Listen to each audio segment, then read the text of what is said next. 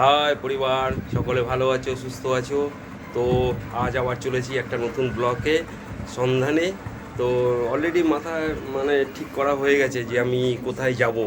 ঠিক আছে, তো আলিপুর সেন্ট্রাল জেলে, যেখানে বন্দীদের রাখা হতো, স্বাধীনতা সংগ্রামীদের। তো সেইখানে আমরা যাচ্ছি দেখতে যে তারা সেই সময় তাদের লাইফটা কেমন ছিল, সেইটাই দেখার জন্য আমরা যাচ্ছি। তো প্রচণ্ড এক্সাইটমেন্ট লাগছে। তো চলো দেখা যাক।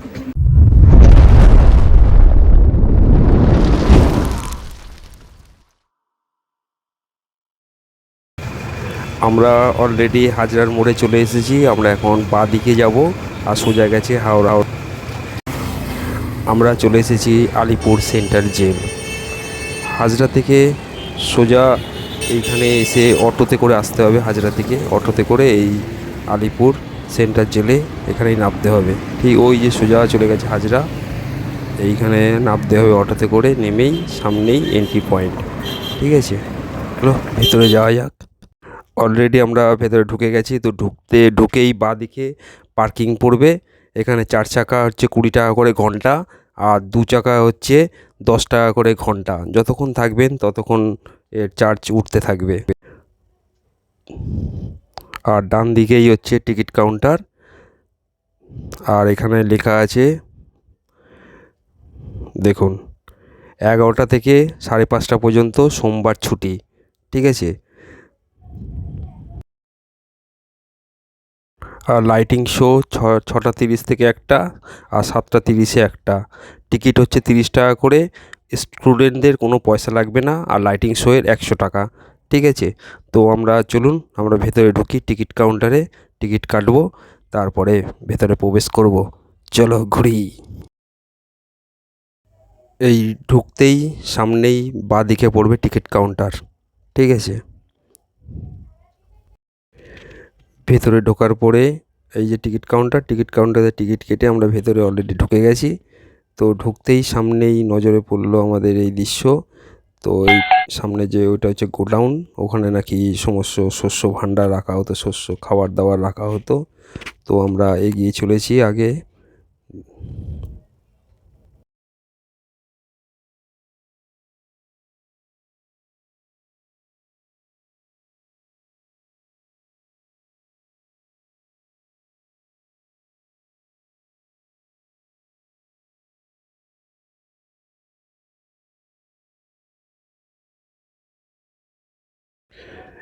এখানে কোথায় কি আছে না আছে সমস্ত কিছু এখানে ডিটেলস লিখে দিয়েছে। সব কিছু ডিটেলস এখানে দেখতে পাবেন, কোন জায়গায় গেলে কী হবে।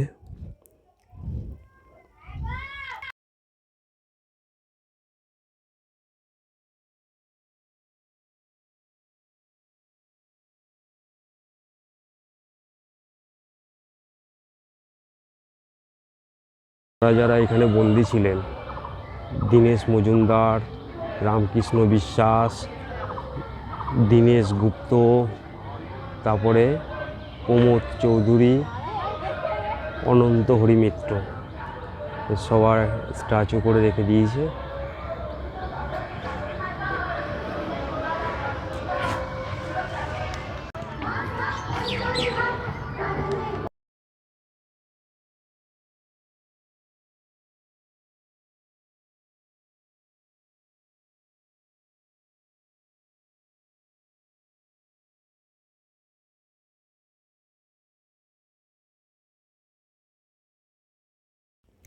এই যে গুহাটা দেখতে পাচ্ছেন, এখানে ওপরে যে ফাঁসি দেওয়া হতো আর নিচে ঝুলে যেত বডি।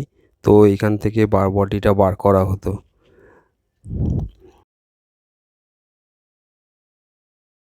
এই হচ্ছে ফাঁসির মঞ্চ। দেখলেই যেন কেমন ভয়ে শিউরে ওঠে। আর দূরে যে দেখতে পাচ্ছেন বিল্ডিংটা, ওই বিল্ডিংয়ে সমস্ত স্বাধীনতা সংগ্রামীদের ওখানে রাখা হতো। তাদেরকে দেখানো হতো যে কীভাবে ফাঁসি দেওয়া হচ্ছে, কতটা নিষ্ঠুর ভাবুন। তাদেরকে দেখানো হতো যে এখানে ফাঁসি হচ্ছে, কীভাবে হচ্ছে। তা তোমরা সত্যি কথা সমস্ত কিছু বলে দাও, তোমাদের গোপন।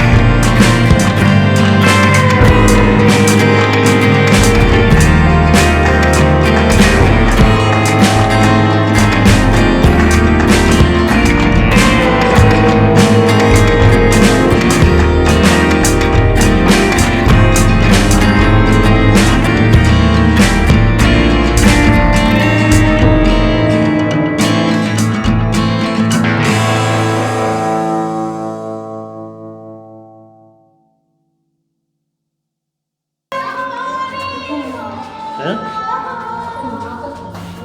मेरा खाली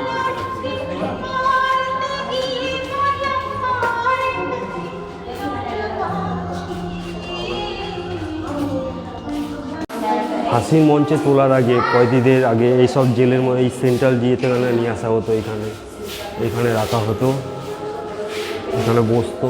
আমিও একটু বসি।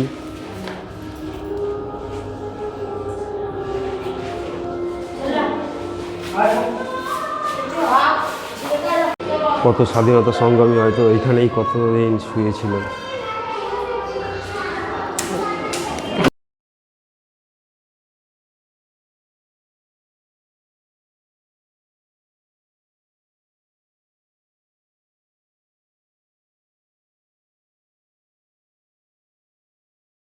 আমরা এখন যেখানে ঢুকতে চলেছি নেতাজি কক্ষ, বিধানচন্দ্র রায় কক্ষ, চিত্তরঞ্জন দাস কক্ষ, যোগেন্দ্রমোহন সেনগুপ্ত কক্ষ।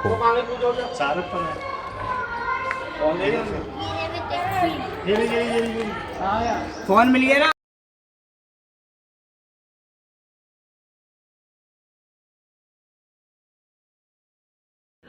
দূরে যে বিল্ডিংটা দেখতে পাচ্ছেন ঠিক দোতলাতেই সেলগুলোতে রাখা হতো বীর সন্তান সুভাষচন্দ্র বোস, বিধানচন্দ্র রায়, চিত্তরঞ্জন দাস, যতীন্দ্রমোহন সেনগুপ্ত। সবাইকে ওই দোতলার সেলগুলোতে রাখা হতো। চলুন ঘুরে আসি, দেখি সেলগুলো। আমরা এখন দেখতে চলেছি নেতাজি যে কক্ষকে রাখা হয়েছে ঠিক সেইখানে। ঠিক আছে, চলুন আপনাদেরও দেখাচ্ছি। এই ভালোবাসাই থেকে যাবে। তো খুব ভালো লাগলো আমার সাবস্ক্রাইবারের সঙ্গে দেখা হয়ে। চলুন আমরা এখন যাচ্ছি নেতাজি সুভাষচন্দ্র বসুকে যেইখানে রাখা হয়েছিল ঠিক সেই উদ্দেশ্যে আমরা যাচ্ছি। চলো ঘুরি, সবাইকে দেখাই কি কষ্টের জীবন ছিল এদের। আমাদের দেশের জন্য এরা কত কি করেছে।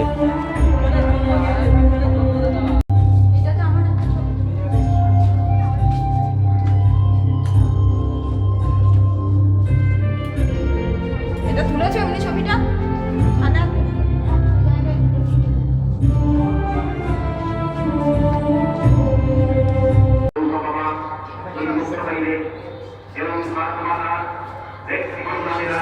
তখন তারা করছে অন্ধকার হইতে মুক্তি আনন্দে দিন আলোকে পাই হইয়া জয়মাতে পুষ্ট হইলেন। ইন্দিরা জিন্দাবাদ, আজাদ হিন্দ জিন্দাবাদ।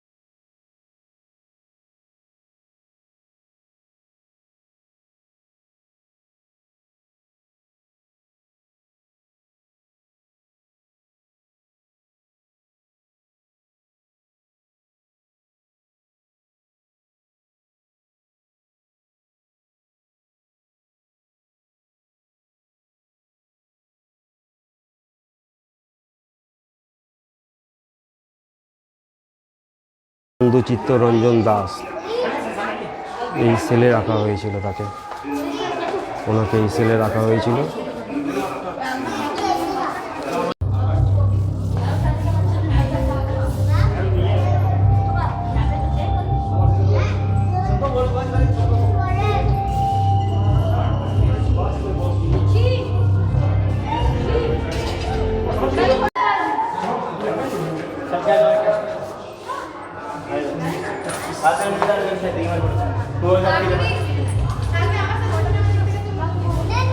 জগদীশ মোহন সেনগুপ্ত, ওনাকে এই জেলের মধ্যে রাখা হয়েছিল, এই সেলের মধ্যে।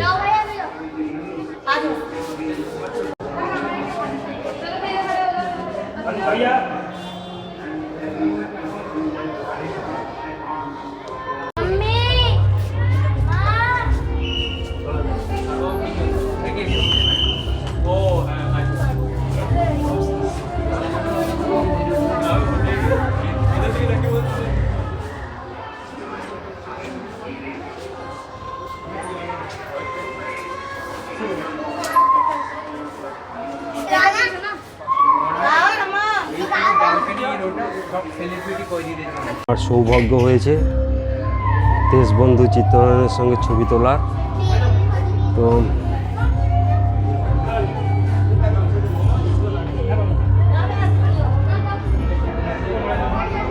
ওনাকেই এই সোজাসুজি এই কারাগারে ওনাকেই রাখা হয়েছিল।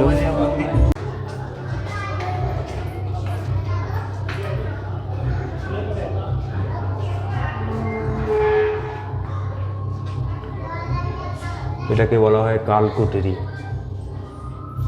দেখুন এই কালকুঠুরিতে কোনো জানলা নেই, একটা টয়লেট আর তার পাশেই হচ্ছে থাকার জায়গা।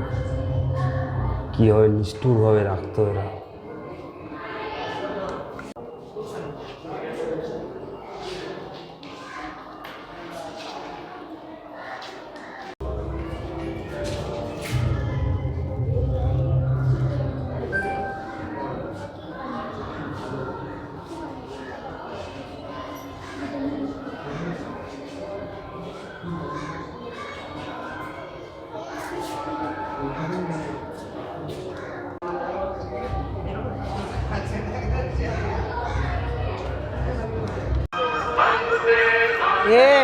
আমরা এখন ঢুকতে চলেছি নেহরু কক্ষে। ভারতবর্ষের প্রথম প্রধানমন্ত্রী, ওনাকে রাখা হয়েছিল এই জেলে। আর এই ঘরের মধ্যেই ওনাকে রাখা হয়।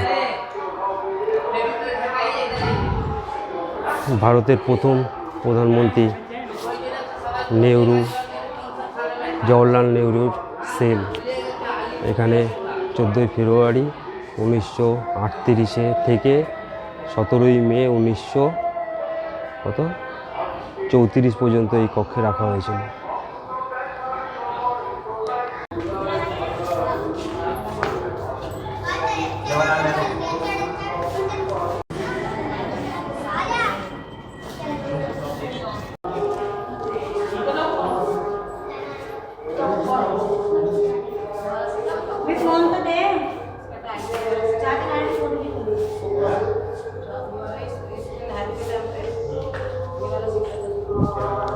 নেহরুজিকে যখন রাখা হয়েছিল জেলে, তখন ইন্দিরা গান্ধী এই বেদিটার ওপরেই বসেছিল, ঠিক এই রকমভাবেই তার প্রতিকৃতি রাখা হয়েছে।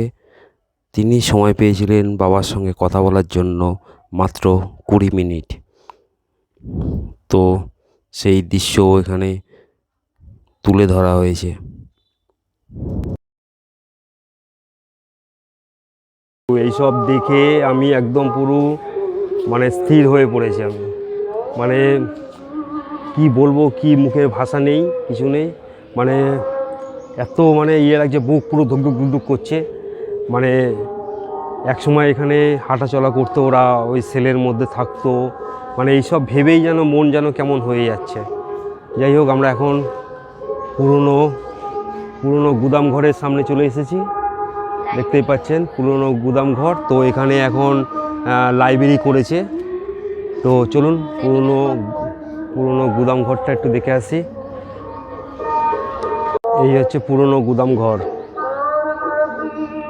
এখানটায় সমস্ত খাদ্যশস্য সমস্ত কিছু এখানে মজুত করা হতো সব কয়েদিদের জন্য।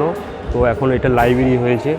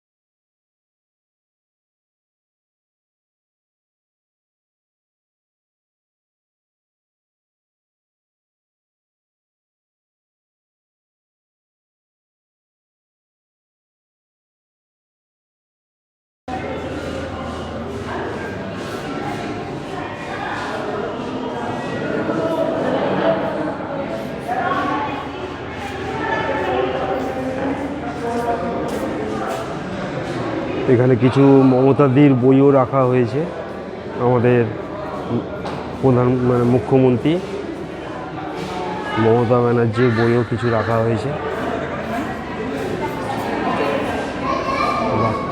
একটা ছবিও রাখা হয়েছে ওখানে।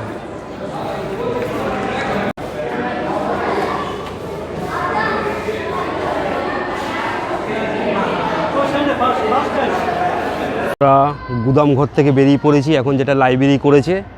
তো গুদামঘর থেকে আমরা এখন যাব যেখানে মানে জেল কয়েদিদের যেখানে মানে ওই সমস্ত হাতে কাজ করানো হতো, তারা তো এমনিতেই অত্যাচার করতো, তারপর তারা বসিয়ে খাওয়াবে না, তাদেরকে কাজ করাবে। তো সেই সব কাজগুলো যেখানে করানো হতো সেই জায়গাটা আমরা চলে এসেছি। তো দেখুন এই জায়গাটা, চলুন ঘুরে আসি ভেতরটা। তো বন্ধুরা চলে এসেছি তাঁতকলে চলে এসেছি। এখানে মানে জেল কয়েদিদের এখানে সমস্ত হাতের কাজ, তাদের তাঁত বানানো হতো। এমনি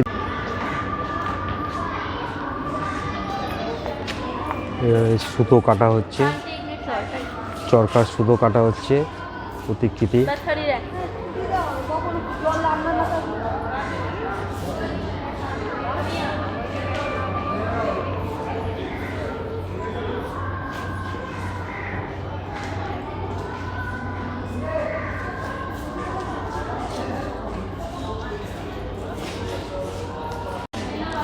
এই তাঁতকল সারিভাবে রাখা আছে, এখানে সমস্ত তাঁতের কাজ করানো হতো।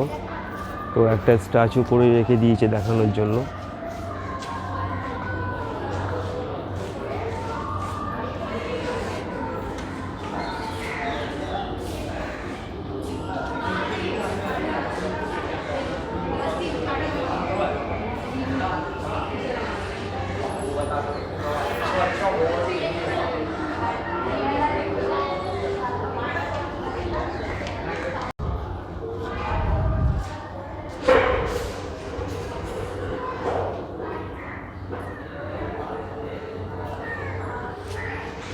এইগুলোর মধ্যে সুতো জড়ানো হতো।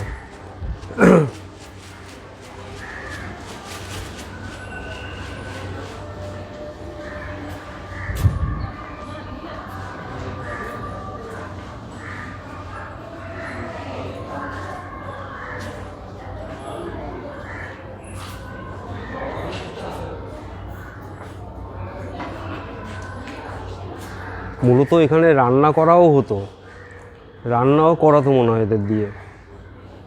মানে এখানে উনুনগুলো দেখা যাচ্ছে, মূলত এখানে হয়তো রান্না করানো হতো কিংবা রান্না হতো।